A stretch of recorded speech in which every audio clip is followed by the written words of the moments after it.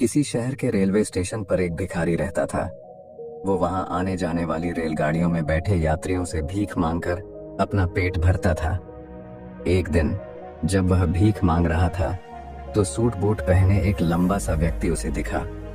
उसने सोचा कि यह व्यक्ति बहुत अमीर लगता है, इससे भीख मांगने पर यह मुझे जरूर अच्छे पैसे देगा। वह उस लंबे व्यक्ति से भीख मांगने लगा। भिखारी को देखकर उस लंबे व्यक्ति ने कहा, तुम हमेशा मांगते ही रहते हो, क्या कभी किसी को कुछ देते भी हो? भिखारी बोला, साहब मैं तो भिखारी हूं, हमेशा लोगों से मांगता ही रहता हूं। मेरी इतनी औकात कहाँ कि किसी को कुछ दे सकूं। लंबा व्यक्ति बोला, जब किसी को कुछ दे नहीं सकते तो तुम्हें मांगने का भी कोई हक नहीं है। मैं एक व्यापारी हूं और लेन देन में ही विश्वास करता हूं।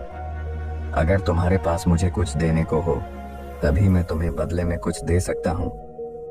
इतना कहने के बाद वह लंबा आदमी ट्रेन में बैठकर चला गया। इधर भिखारी उसकी कही गई बात के बारे में सोचने लगा। उस लंबे व्यक्ति के द्वारा कही गई बात उस भिखारी के दिल में उतर गई। वह सोचने लगा कि शायद मुझे भीख में अधिक पैसा इसीलिए नहीं मिलता क्योंकि मैं उसके बदले में किसी को कुछ दे नहीं पाता हूँ। लेकिन मैं तो भिखारी हूँ, किसी को कुछ देने लायक भी नहीं हूँ। लेकिन कब तक मैं लोगों को बिना कुछ दिए केवल मांगता ही रहूंगा। बहुत सोचने के बाद उस भिखारी ने निर्णय किया कि जो भी व्यक्ति उसे भीख देगा उसके बदले में वह भी उस व्यक्ति को कुछ जरूर देगा। लेकिन अब उसके दिमाग में यह प्रश्न चल रहा था कि वह खुद भिखारी है तो भीख के बदले में वह दूसरों को क्या दे सकता है। इस बात को सोचते हुए 2 दिन हो गए, लेकिन उसे अपने प्रश्न का कोई उत्तर नहीं मिला था। तीसरे दिन जब वह स्टेशन के पास बैठा हुआ था तभी उसकी नजर कुछ फूलों पर पड़ी जो स्टेशन के आसपास के पौधों पर खिल रहे थे। उसने सोचा, क्यों ना मैं लोगों को भीख के बदले कुछ फूल दे दिया करूं। उसको अपना यह विचार अच्छा लगा और उसने वहां से कुछ फूल तोड़ लिए। अब वह ट्रेन में भीख मांगने पहुंचा। अब जब भी कोई उसे भीख देता तो उसके बदले में वह भीख देने वाले को कुछ फूल दे देता। उन फूलों को लोग खुश होकर अपने पास रख लेते थे। अब भिखारी रोज फूल तोड़ता और भीख के बदले में उन फूलों को लोगों में बांट देता था। कुछ ही दिनों में उसने महसूस किया कि अब उसे बहुत अधिक लोग भीख देने लगे हैं। वह स्टेशन के पास के सभी फूलों को तोड़ लाता था। जब तक उसके पास फूल रहते थे तब तक उसे बहुत से लोग भीख देते थे, लेकिन जब फूल बांटते बांटते खत्म हो जाते तो उसे भीख भी नहीं मिलती थी। अब रोज ऐसा ही चलता रहा। एक दिन जब वह भीख मांग रहा था तो उसने देखा कि वही लंबा व्यक्ति ट्रेन में बैठा है, जिसकी वजह से उसे भीख के बदले फूल देने की प्रेरणा मिली थी। वह तुरंत उस व्यक्ति के पास पहुंच गया और भीख मांगते हुए बोला, आज मेरे पास आपको देने के लिए कुछ फूल हैं।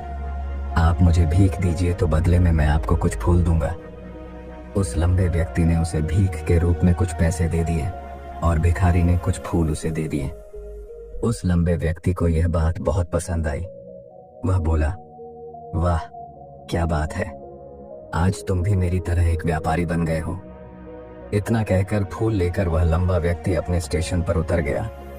लेकिन उस लंबे व्यक्ति द्वारा कही गई बात एक बार फिर से उस भिखारी के दिल में उतर गई। वह बार बार उस लंबे व्यक्ति के द्वारा कही गई बात के बारे में सोचने लगा और बहुत खुश होने लगा। उसकी आंखें अब चमकने लगीं।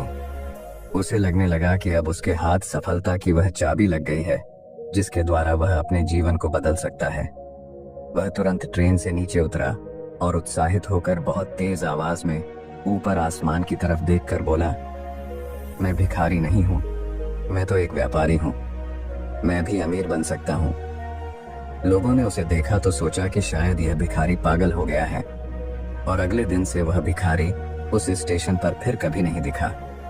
लेकिन 6 महीने बाद इसी स्टेशन पर 2 व्यक्ति सूट बूट पहने हुए यात्रा कर रहे थे। दोनों ने एक दूसरे को देखा तो उनमें से एक ने दूसरे से हाथ मिलाया और कहा, क्या आपने मुझे पहचाना? दूसरा व्यक्ति बोला, नहीं, क्योंकि मेरे हिसाब से हम लोग पहली बार मिल रहे हैं।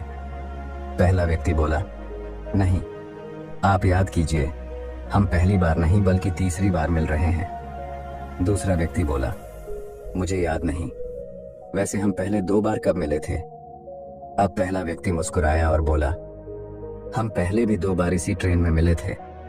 मैं वही भिखारी हूँ जिसको आपने पहली मुलाकात में बताया कि मुझे जीवन में क्या करना चाहिए, और दूसरी मुलाकात में बताया कि मैं वास्तव में कौन हूँ। दूसरा व्यक्ति मुस्कुराया और अचंभित होते हुए बोला, ओह, याद आया, तुम वही भिखारी हो जिसे मैंने एक बार भीख देने से मना कर दिया था और दूसरी बार मैंने तुमसे कुछ फूल खरीदे थे। लेकिन आज तुम ये सूट बूट में कहाँ जा रहे हो और आजकल क्या कर रहे हो?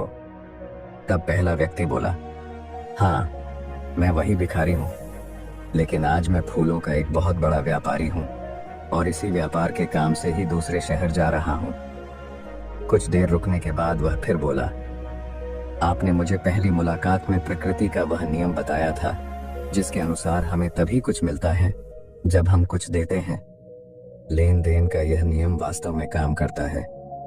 मैंने यह बहुत अच्छी तरह महसूस किया है, लेकिन मैं खुद को हमेशा भिखारी ही समझता रहा। इससे ऊपर उठकर मैंने कभी सोचा ही नहीं। और जब आपसे मेरी दूसरी मुलाकात हुई तब आपने मुझे बताया कि मैं एक व्यापारी बन चुका हूँ। अब मैं समझ चुका था कि मैं वास्तव में एक भिखारी नहीं बल्कि व्यापारी बन चुका हूँ। मैंने समझ लिया था कि लोग मुझे इतनी भीख क्यों दे रहे हैं, क्योंकि वह मुझे भीख नहीं दे रहे थे बल्कि उन फूलों का मूल्य चुका रहे थे। सभी लोग मेरे फूल खरीद रहे थे क्योंकि इससे सस्ते फूल उन्हें कहाँ मिलते।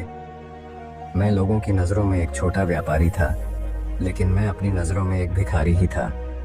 आपके बताने पर मुझे समझ आ गया कि मैं एक छोटा व्यापारी हूँ। मैंने ट्रेन में फूल बांटने से जो पैसे इकट्ठे किए थे उनसे बहुत से फूल खरीदे और फूलों का व्यापारी बन गया। यहाँ के लोगों को फूल बहुत पसंद है और उनकी इसी पसंद ने मुझे आज फूलों का एक बहुत बड़ा व्यापारी बना दिया। दोनों व्यापारी अब खुश थे और स्टेशन आने पर साथ उतरे और अपने अपने व्यापार की बात करते हुए आगे बढ़ गए। दोस्तों, इस कहानी से हमें बहुत कुछ सीखने को मिलता है। कहानी में लंबा व्यापारी गिव एंड टेक के नियम को बहुत अच्छी तरह जानता था।